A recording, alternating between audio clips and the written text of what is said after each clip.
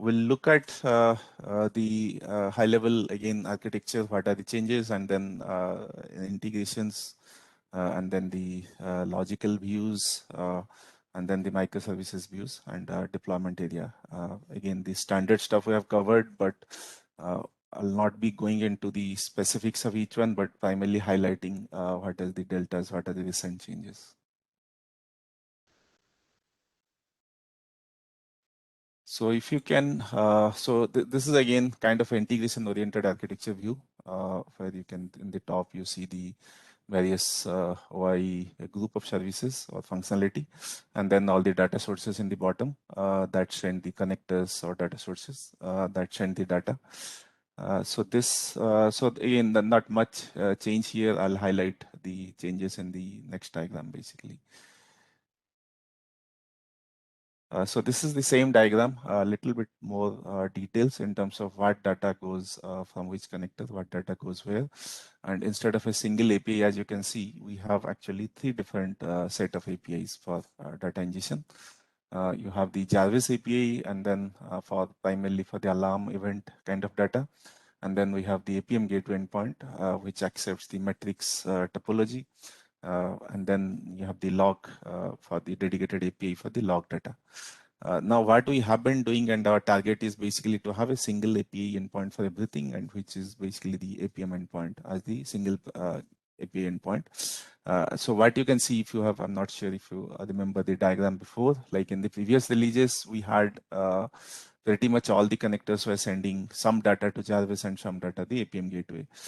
So now the few of those connectors, most of the connectors have actually moved into sending everything, including the alarms and event, through the APM gateway endpoint. So, and internally that gets directed into Jarvis. So, and then the other connectors which are not yet done, those are also in development. So I think hopefully in the next few months or so, we'll have the Jarvis ingestion and API will go away. And then we will still support it for some time for backwards compatibility, but pretty much all the new connectors will send everything to the APM gateway. The log endpoint for some time will still continue to remain the same basically.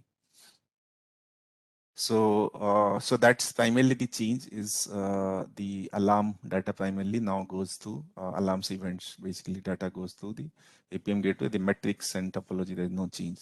They remain as is.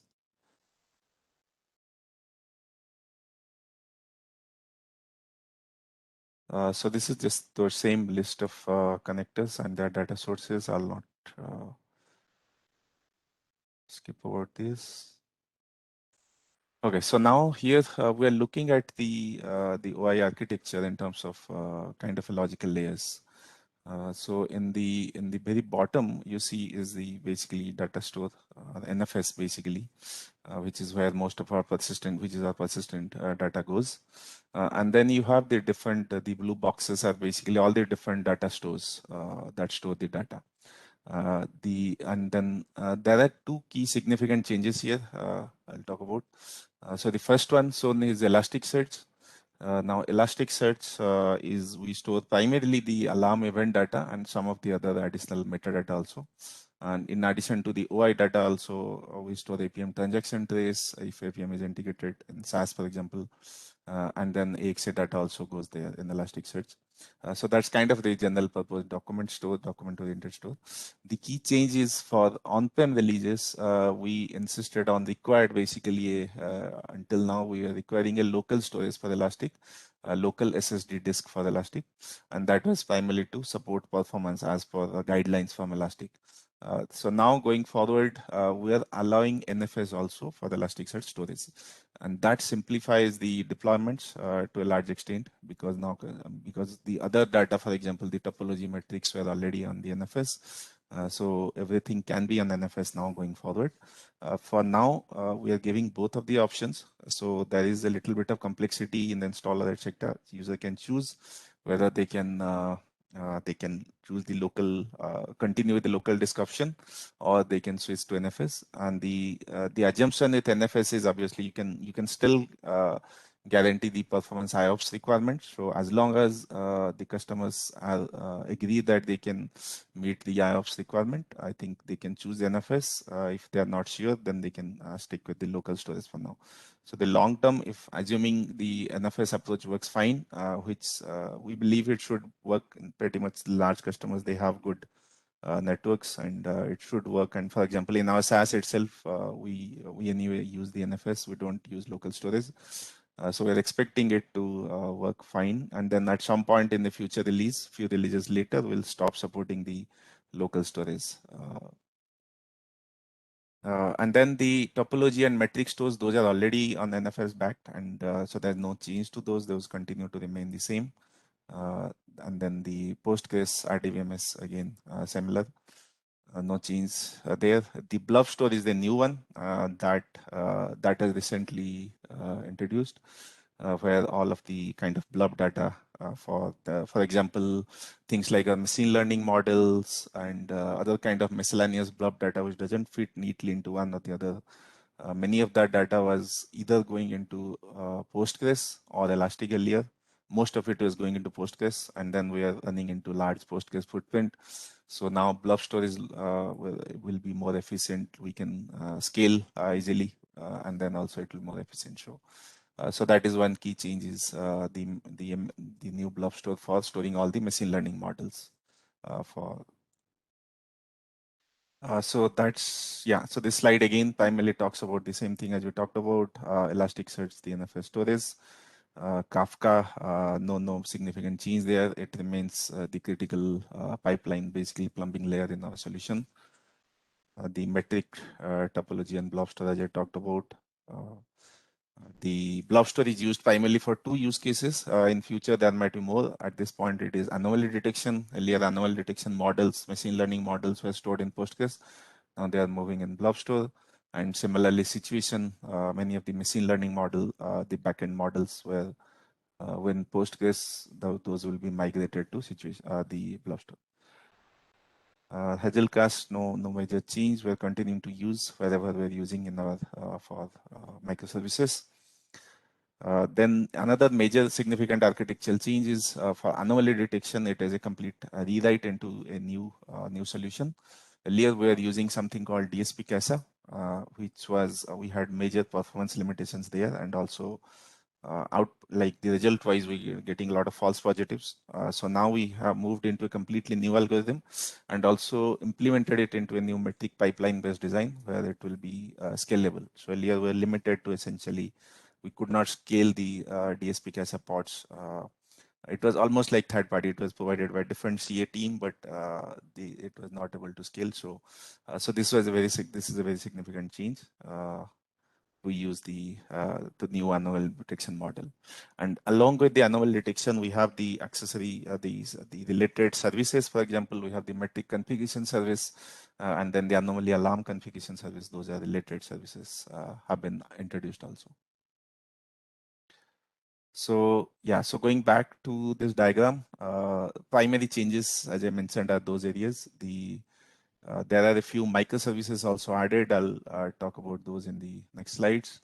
In the top layer, architectural wise, it remains pretty similar. Obviously, as Francois talked about, there have been a lot of improvements and enhancements in the UI layers, like new UIs developed for the connector configurations and inventory, etc. Monitored inventory, etc.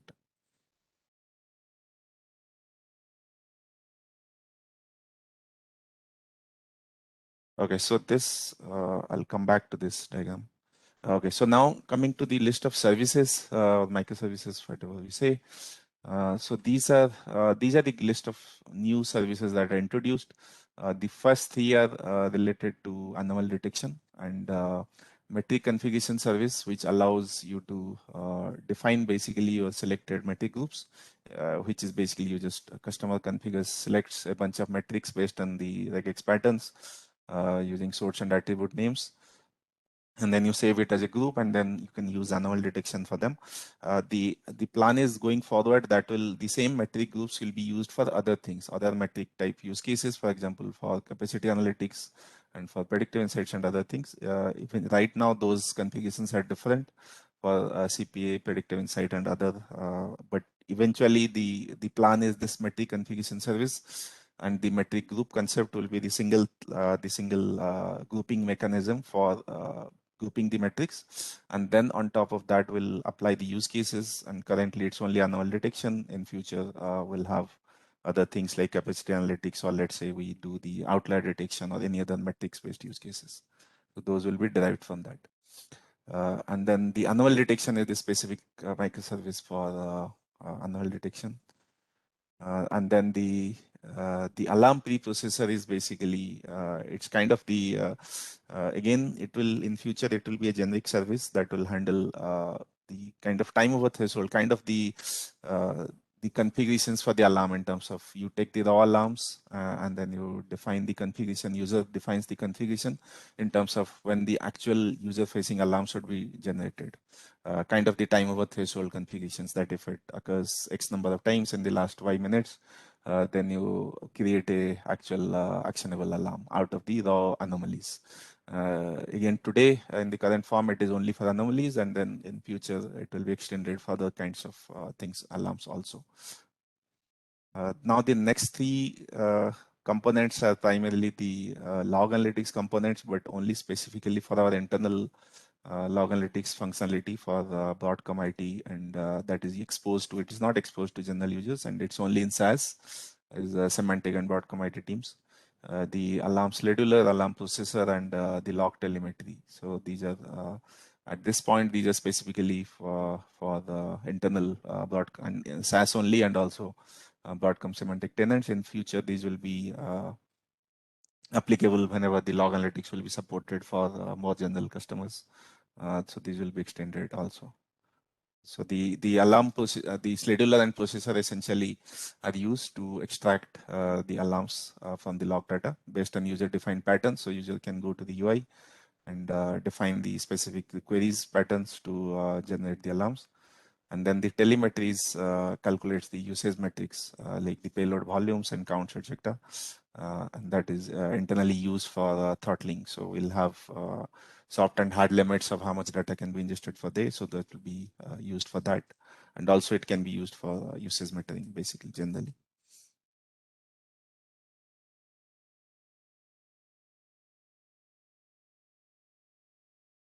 Okay, so coming back to this diagram, this is kind of, I think, clumsy diagram. There's a lot of small text, but this basically gives you list of all of the services, microservices, you can say, for the whole DXA apps basically, and that includes OI, APM, and XA. The boxes are the logical boxes basically. In the leftmost, you will see all the OI services, and then grouped by the different functionality. So each individual one there is a particular Docker container. For example, the normalized alarm service and situations are alarm analytics specific ones. And then you have service analytics specific components there. And then you have the log analytics specific, etc. So all this is kind of grouped based on that. And then in the bottom, you see all the common ones. For example, the data platform services is the bottommost layer. Is basically, it includes a groups of services like Jarvis, which includes the Elasticsearch, Indexer, Verifier, etc. And then you have the common platform, common things like your Postgres, your read server, admin UI, etc. And then we have the data store components, which is like the topology service, metric store, stuff like that. So those is just logical grouping of those microservices. And then on top of that, we have the common OI components, what we can say as OI platform services, because things like your notification services, your dashboards, and then the various common services of OI. These are used in other use cases also other than OI. For example, we can use it for APM index notifications, APM notifications, and dashboards can be used for any customer. So those are that's why those are stored as platform, but provided by OI team. And then in the top, you have the application layer components from APM and AX also.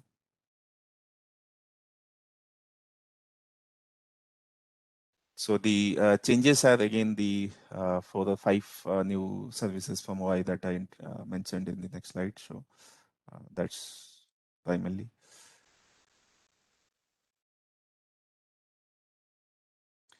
So this gives a kind of a deployment view on what are the ports, and particularly it doesn't show everything inside the our OpenShift cluster, but kind of the integrations and then any outbound integration. So in the bottom, you see all the connectors and the change as we discussed. Primarily now there are less connections going into the Jarvis Nginx route, which basically Nginx is the endpoint for the Jarvis API. And then the APM more, pretty much more data going to the APM gateway common route and less integrations into the Jarvis Nginx route. That's primarily the change. Otherwise, it's pretty similar to what it was earlier. And this is the SaaS view where we have the Postgres running outside. That's primarily one of the primary changes if you compare to on-prem from deployment perspective.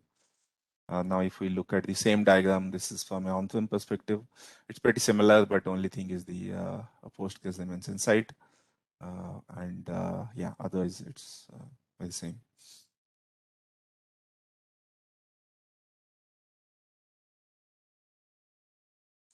This is again a deployment view. I've just listed one diagram of some of the core services. It details, gives a little bit more detail in terms of what are our routes and different, the Kubernetes OpenShift service layer and then the pod. Just distinguishes them because in the previous diagrams, there are multiple things. And then all the interconnections. So essentially this gives a view of the interconnections within the services, like most cases customers should not care about that. This is mostly from our internal understanding perspective.